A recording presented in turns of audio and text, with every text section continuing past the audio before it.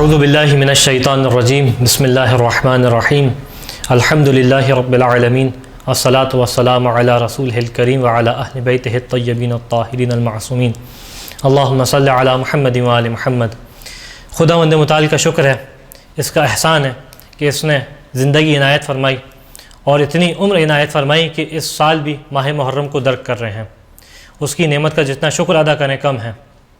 اور جہاں ماہ محرم آتا ہے تو وہیں امام حسین علیہ السلام سے مومنین کے دل کی کیفیت بدلنے لگتی ہے، اور وہیں مومنین کے دل کی کیفیت اس انداز سے ہو جاتی ہے کہ جہاں نام حسین سنتے ہیں وہاں آنکھوں میں آنسو آ جاتے ہیں۔ اور جب اس آنسو کے اوپر گفتگو کی جائے اور بات کی جائے تو کئی روایات ہیں، کئی معصومین کے ارشادات ہیں جو بیان کرتے ہیں کہ اس گریے امام حسین کی فضیلت کیا ہے، اور ان آنسوؤں کے نکلنے کا انسان کو کیا اجر و ثواب خدا عنایت فرمائے گا۔ یقیناً سامعین یہ تمام فضائل سنتے ہوں گے اور مسلسل سنیں گے، لیکن یہ ایک ایسی فضیلت ہے، ایک ایسا عنوان ہے کہ جس کے اوپر جتنا کلام کیا جائے، جتنی گفتگو کی جائے، یہ اتنا مزید فائدہ دیتا ہے۔ یعنی یہ وہ عنوان ہے جس کی تکرار کبھی انسان کو نقصان نہیں پہنچاتی۔ اس سے پہلے کہ میں کچھ روایات آپ کے سامنے ذکر کروں جو بیان کرتی ہیں کہ فضیلت گریہ امام حسین کیا ہے اور امام حسین کے اوپر آنسو بہانے کی فضیلت کیا ہے، وہ روایت آپ کے سامنے پیش کروں۔ ایک کیفیت ہوتی ہے، اور دیکھا گیا ہے مومنین کے اندر ایک کیفیت ہوتی ہے کہ انسان جب ان روایات کو سنتا ہے، اس عظیم اجر کو سنتا ہے، تو ایک بے یقینی کی کیفیت ہوتی ہے۔ انسان اپنے اندر بے یقینی کی کیفیت کو محسوس کرتا ہے۔ تو اس کیفیت کو دور کرنے کے لیے ایک حکایت پیش کروں گا اور پھر روایت پیش کرتا ہوں۔ علماء ایک حکایت نقل کرتے ہیں کہ ایک بادشاہ تھا اور یہ اپنی سلطنت سے باہر نکلا شکار کے لیے، اپنے شہر سے باہر نکلا، باہر جاتا ہے ایک مقام پہ شکار کے لیے، اور وہاں کچھ اس کے ساتھ ایک حادثہ پیش آتا ہے جس کی وجہ سے یہ اپنے لشکر والوں سے، اپنے ملازمین سے جدا ہو جاتا ہے۔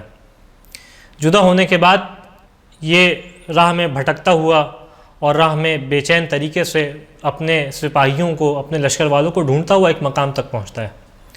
اس مقام پہ ایک خستہ حال مکان ہوتا ہے، وہاں پہ ایک شخص ہوتا ہے، غریب کیفیت کا شخص تھا۔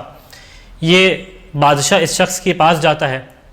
ویسے تو یہ شخص انتہائی غریب تھا اور بے حال تھا، لیکن اس کی ایک صفت تھی، اور وہ صفت یہ تھی کہ جب بھی کوئی شخص اس کے مکان پہ آئے تو اس کی ضیافت کو ترک نہیں کرتا تھا۔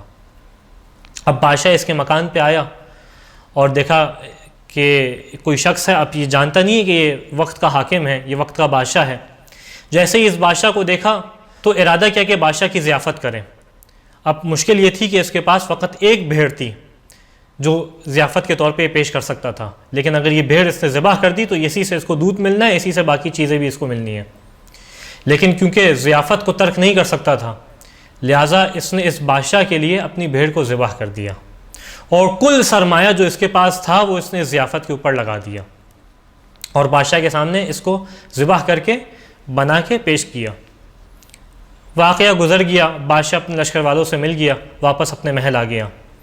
اب جب یہ بادشاہ محل پہنچا تو اس نے اپنے وزراء کو جمع کرنا شروع کیا، اور وزراء کو جمع کرنے کے بعد ان سے مشورہ کیا، کہا کہ یہ بتاؤ میں ایسا کیا کروں کہ اس شخص کا یہ احسان اتار سکوں کہ جو اس نے میرے لیے اپنی تمام ملکیت کو قربان کر دیا اور میری ضیافت میں اپنا کل سرمایہ پیش کر دیا۔ اب مختلف وزراء تھے، مختلف وزراء نے مختلف مشورے دینے شروع کیے۔ کوئی وزیر کہتا ہے کہ اے بادشاہ تو یہ کر کہ اتنا سونا چاندی اس کو عنایت کر دے، کوئی کہتا ہے زمین کا فلاں حصہ اس کو عنایت کر دے، کوئی کہتا ہے اپنی سلطنت کی فلانی حکومت اس کو عنایت کر دے۔ انہی میں سے ایک وزیر آگے بڑھتا ہے اور بڑھنے کے بعد کہتا ہے کہ اے بادشاہ، حق تو یہ ہے کہ اس شخص نے اپنا تمام کا تمام سرمایہ، اپنی تمام کی تمام ملکیت تیرے اوپر قربان کی ہے۔ حق تو یہ ہے کہ جو کچھ تیرے پاس ہے تو اس کے اوپر قربان کر اور تو اسے دے دے، پھر کہیں جا کے حق ادا ہوگا۔ عزیزو، امام حسین کا معاملہ خدا سے کچھ اسی انداز سے ہے۔ جو کچھ حسین کے پاس تھا حسین نے اللہ کی بارگاہ میں قربان کیا، خدا کی راہ میں قربان کیا۔ تو حق یہ ہے کہ جو کچھ خدا کے پاس ہے وہ حسین پہ قربان کرے۔ لیکن معاملہ اتنا عجیب ہے، اتنا پیچیدہ معاملہ ہے کہ جب بادشاہ اپنا سب کچھ قربان کر بھی دے تو اس کی دائرہ محدود ہے، اس کی سلطنت محدود ہے، اس کی قدرت محدود ہے. لیکن یہاں معاملہ یہ ہے کہ یہ دوسری طرف وہ ہستی ہے، وہ ذات ہے کہ جس کی قدرت لامحدود ہے، جس کی عطا لامحدود ہے، جس کی سلطنت لامحدود ہے، جس کی دائرہ ملکیت لامحدود ہے.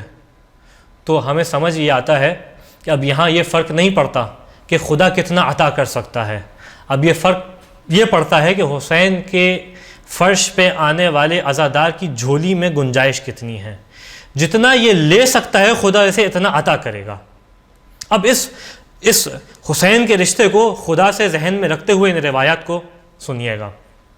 روایت ہے امام محمد باقر علیہ السلام سے، بیان کرتے ہیں کہ کانا علی ابن الحسین علیہ السلام یقول، فرماتے ہیں کہ میرے بابا امام علی ابن الحسین علیہ السلام فرمایا کرتے تھے. اور روایت کا انداز یہ بتاتا ہے، عربی کا انداز یہ بتاتا ہے کہ ایک دفعہ نہیں فرمایا، دو دفعہ نہیں فرمایا، بلکہ طریقہ کار تھا کہ یہ مسلسل بیان کیا کرتے تھے کہ ایما مؤمن دمت عیناہ لقتل حسین ابن علی دمعۃ حتی تسیل علی خدہ، کہ جو بھی مومن امام حسین کے اوپر آنسو بہائے، یہاں تک کہ ایک قطرہ آنسو کا بہائے اور یہ آنسو بہتا ہوا اس بندہ مومن کے رخساروں تک آ جائے، بہتا ہوا رخساروں تک آ جائے. بوّہ اللہ بہا فی الجنت غرفا یسکنھا احقابا، خدا اس ایک آنسو کے بدلے اس کو جنت میں مقام عطا کرے گا جس میں یہ ہمیشہ رہے گا. اس کے بعد فرماتے ہیں کہ ایما مؤمن دمعت عیناہ حتی تصیل علی خدہ فی نال عدن مسنا من عدونا فی الدنیا، کہ کوئی بھی مومن اس مصیبت کی وجہ سے جو دنیا میں ہمارے دشمنوں نے ہمیں دی ہے اس کی خاطر آنسو بہائے، یہاں تک کہ یہ آنسو بہتے ہوئے اس کے رخساروں تک آ جائیں. تو فرماتے ہیں کہ خدا اس کو جنت میں سچوں کے ساتھ ایک مقام عطا کرے گا. اور اس کے بعد فرماتے ہیں کہ وہ مصیبتیں جو ہمارے اوپر نازل ہوئیں، اگر کوئی بھی بندہ مومن ان مصیبتوں کی وجہ سے اذیت کی کیفیت میں آئے، ایک بے چینی کی کیفیت میں آئے، تو خدا دنیا و آخرت میں اس کے چہرے سے بے چینی کو دور کر دے گا، اس کے چہرے سے پریشانی کو دور کر دے گا. وَآمَنَهُ يَوْمَ الْقِيَامَةِ مِنْ سَقَطِهِ وَالنَّارِ، اور قیامت کے دن خدا اس کو اپنے عذاب سے بھی محفوظ رکھے گا، اپنے غضب سے بھی محفوظ رکھے گا، اور آتش جہنم سے بھی محفوظ رکھے گا.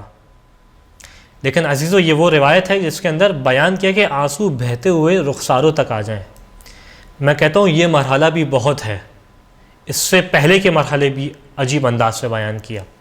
کہ امام بیان کرتے ہیں، چھٹے امام جعفر صادق علیہ السلام ایک طویل حدیث میں، کہ جس میں ایک مرحلے پہ آ کے بیان کرتے ہیں کہ من ذکر الحسین علیہ السلام عندہ فخرج من عینہ من الدموع مقدار جناح الذباب، کہ جس کے سامنے حسین کو ذکر کیا جائے، جس کسی کے سامنے آقا حسین کا ذکر کیا جائے، یہاں تک کہ اس کی آنکھوں میں مکھی کے پر کے برابر بھی قطرہ آ جائے.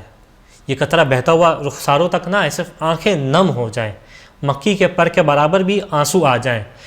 کانا ثوابہ علی اللہ عز وجل، اس کا ثواب خدا کے اوپر ہے. ولم یرضی بدون الجنہ، اور جس کا ثواب خدا کے اوپر ہو تو خدا بغیر جنت کے اس سے راضی نہیں ہے. ایک یہ روایت. اس کے بعد فرماتے ہیں کہ چھٹے امام سے ایک مختلف مقام پہ روایت ہے کہ من ذکرنا عندہ فضافت عیناہ، کہتے ہیں کہ جس کے سامنے ہمارا ذکر کیا جائے اور اس کی آنکھ میں مکھی کے پر کے برابر بھی آنسو کا قطرہ آ جائے، یعنی آنکھ نم ہو جائے.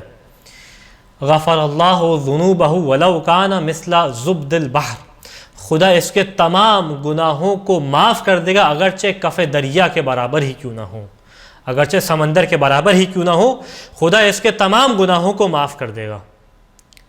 یہ ایک وہ مرحلہ ہے کہ جو خدا، وہ قربانی جو حسین نے خدا کے لیے دی، خدا اس انداز سے جواب دے رہا ہے.